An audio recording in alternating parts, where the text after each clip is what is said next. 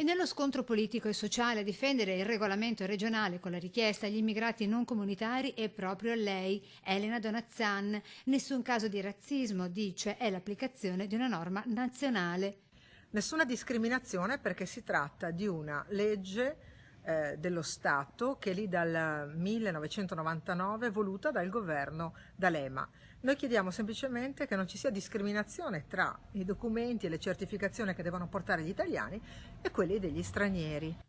Con il regolamento per i buoni libro, il Veneto ha chiesto ai comuni solo di confermare o meno e non di verificare di aver ricevuto dai richiedenti con cittadinanza non comunitaria il certificato o l'attestazione rilasciata dallo Stato estero di provenienza su eventuali redditi o patrimoni immobiliari o mobiliari legalizzati dalle autorità consiliari italiane, precisa la stessa Donazzan. Perché troppe volte proprio su questo tema si chiedevano delle risposte e la certezza dei documenti agli italiani e non agli stranieri. Così abbiamo tolto le discriminazioni. Il primo a discriminare è il Partito Democratico Veneto, che vorrebbe gli italiani sobbarcati di autorizzazioni e documenti e gli stranieri di eccezioni e proroghe. Noi sosteniamo che se c'è una legge la devono rispettare tutti. Conclude così e chiude ogni tipo di polemica Silvia Rizzotto, capogruppo della lista Zaia Presidente in Consiglio regionale.